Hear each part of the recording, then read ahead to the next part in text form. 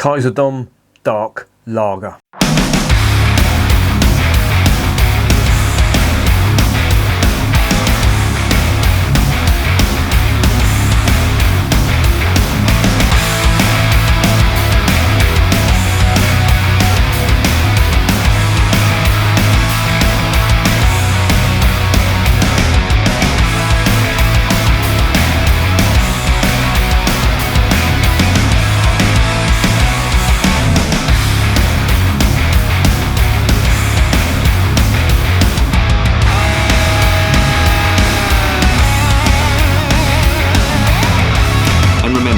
Life is too short to be drinking shitty beer.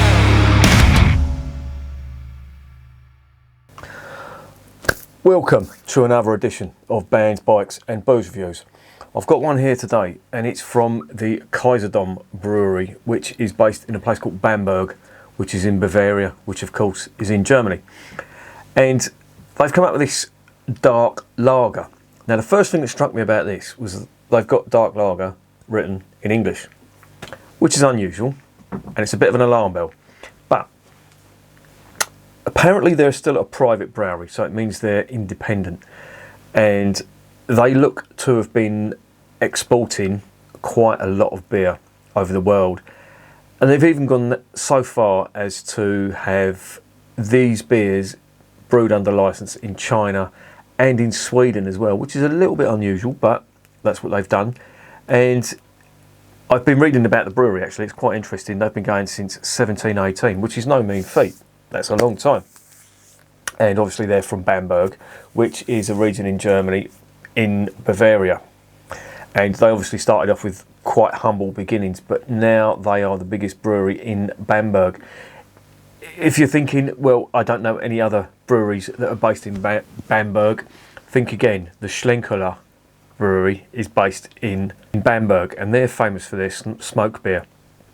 If you look on the channel, I've reviewed quite a few of their beers. Now, the beer that they produce is quite interesting. They do the full range of beers, but they also do the usual radlers and stuff like that as well.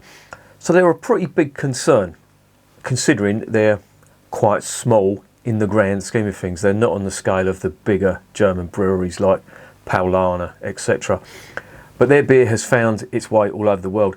And on the label it's got beer written in several different languages. So this obviously goes for export into a hell of a lot of countries.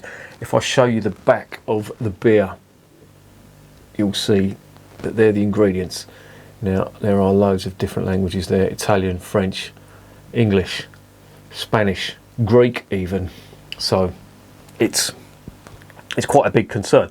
Now this is a dark lager, and I picked it up. I got it from the House of Trembling Madness, and I picked it up and I didn't know whether it was going to be a dunkel or whether it was going to be a dark lager or schwarzbier. I know dark lager was written on there, I know, but that could be construed in two ways. It could have been a dunkel beer or a schwarzbier. Now Budvar do a dark lager, and that is really nice. If you've not tried that, I urge you to try and get hold of that. It's not very widely available. I had to get that online, and not many online retailers are selling that at the moment. I've been bitten on my elbow. I was working in the studio today putting up some resilient bars for the soundproofing, and something bit me, and it fucking itchy. I think it's a fucking mosquito, them little bastards. But anyway, enough about that. Hopefully that will dull my senses. I also got the second jab today.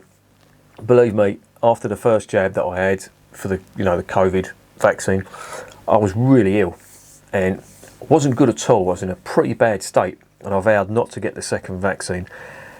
And I was reading about how the government are going to try and introduce these vaccine passports. Believe me, I am totally against anything like that, any infringement of civil liberties and stuff like that. But if it means I can't go to gigs or I can't do any more gigs, I am screwed basically. I am going to be even more fucking miserable than I am now, if you can believe that is possible. So the missus decided today that she was going to get jabbed. There's a park not too far down the road, and there was a festival going on there, and they were jabbing people there. So she said she's going, and I thought, you know what, let's just get it out of the way. So far I'm okay. Last time I had it, I had a bit of a cold when I got the jab, and I was in a hell of a state, believe me, mentally and physically. I'm not going to go into it. It was pretty fucking harrowing for me, and I'm usually quite an upbeat type of bloke. Don't get ill. Hangovers is the only thing I suffer with, but Jesus, that was bad. Anyway, enough about that crap. This is a dark lager, and as I say, I was in two minds as to what this actually was, but as far as I can tell from doing my research, it's a schwarzbier. Now, I've tried I'll start that again. I've tried schwarzbier before, and it's quite nice. It's like, if you can imagine a stout. It's got some of the characteristics of a stout, because obviously it uses the big roasted malts, but it's very, very drinkable and quite refreshing as well. It's got the drinkability of a lager because it is bottom fermented, and it's quite a traditional drink in Germany. In fact, it predates the Helles style of beer, and it's a beer that isn't too popular in Germany at the moment, but there are some brewers that do that. Kostricher, I think that's how it's pronounced, or Kostricher. I'm not quite sure on the pronunciation. They're the most widely known German dark lager brewer, I should say, or Schwarz brewer. So there you go. There's a little bit about the style there.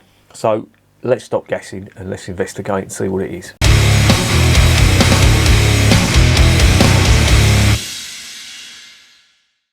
Right, 500ml bottle, 4.7%, which is okay. It's the usual ABV around between 4.5 and 5, so not too unusual there.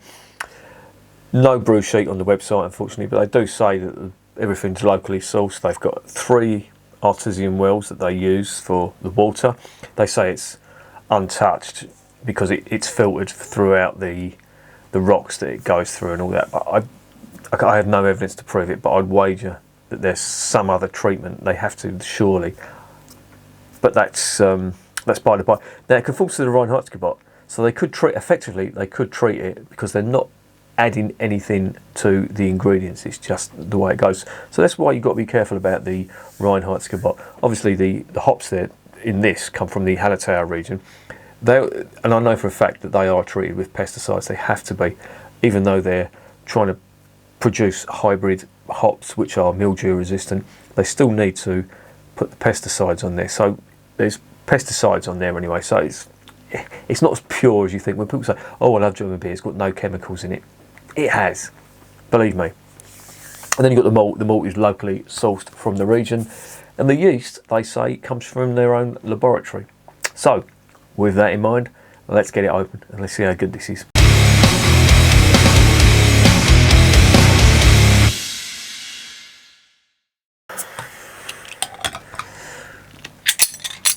There is the Kaiserdom. Oh, for fuck's sake, come on, autofocus. You can do it. There you go.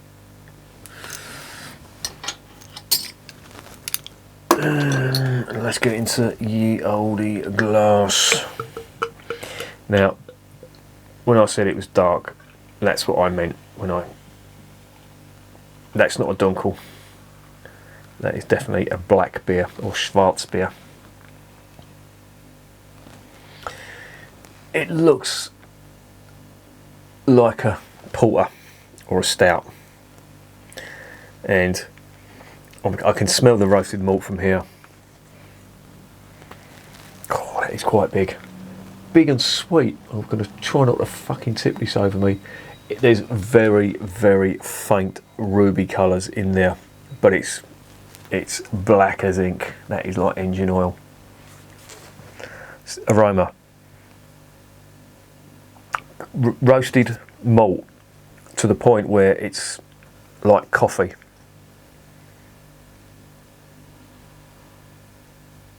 Yeah, faint aromas of coffee and sweet malt on there as well. Not much hop character. This is all about the malt. If you can imagine, predominantly coffee aromas with a little hint of that sweet bread type malt. Interesting. Let's get it down the hatch.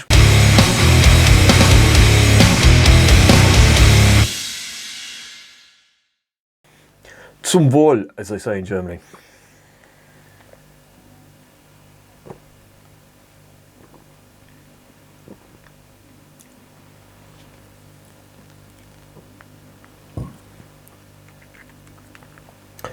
That is quite nice.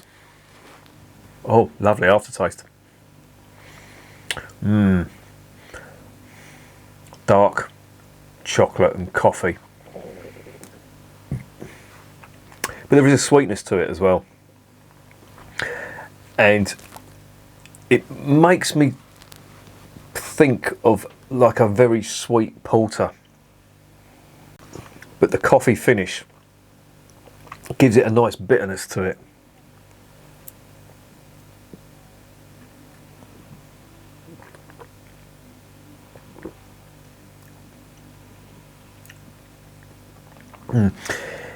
One thing you will notice about this compared to stouts, they don't use any nitro in here, obviously. So you do get the carbonation. And it's a little bit weird, but if you can imagine, if Murphy's did, like, you know, the bottled Guinness, which has got carbonation in it, not the canned stuff. Well, the canned stuff has as well, and I mean the Guinness original, not the draft Guinness. That is pretty similar, but this has got quite intense flavours to it. And of course, it's using bottom fermenting yeast because it is a bottom fermented beer, effectively a lager, hence the term dark lager.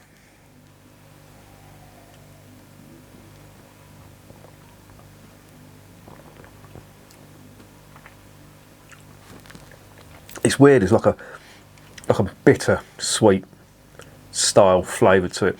Well, I'm saying it's weird. It's not. This is what European dark lager is. They use the roasted malts, the same style of roasting that's used for Guinness and porters in the UK, but they bottom ferment it, and they have a base malt of the local Bavarian malt, which is really good. And of course, they use their own yeast. Now, the hop content in this, you really don't get it much at all. There's hop extract in there and there's hops, but yeah, it's by the by. The dominance in this is the malt.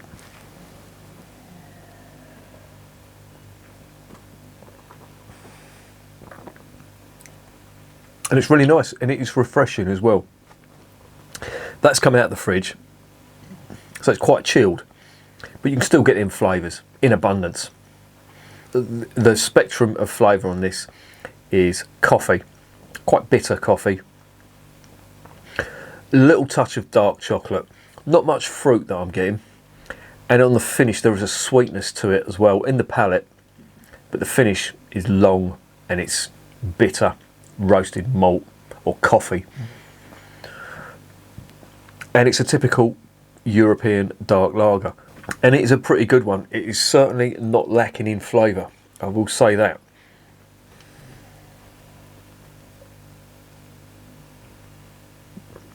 I'm really liking that. Is it as good as the Budvar dark lager? I can honestly say it's really hard to tell, because I had that quite a while ago and that sort of flavour has gone out of my register, if you like, but it's certainly good. Is it as good as the Kostricher?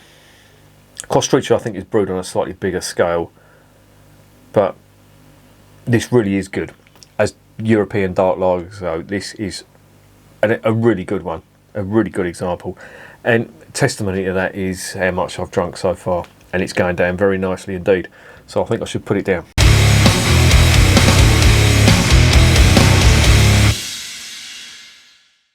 So what's the verdict on Kaiserdom dark lager beer?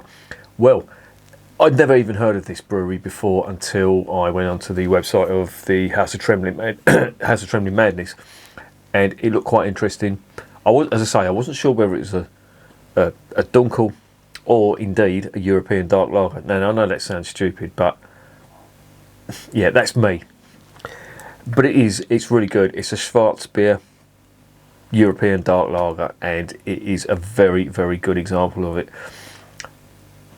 if you're a fan of porter, if you're a fan of stout, I urge you to try some of this. It won't be the same, as I say, it won't be as smooth because it hasn't got the nitro in it. It's just got the carbon dioxide in it. But if you like and I'm comparing it to stout and porter because of the roasted malt content, that's where the similarity ends. I want to make that distinction clear. It shouldn't really be compared to a stout because stout obviously is top fermented, that is bottom fermented.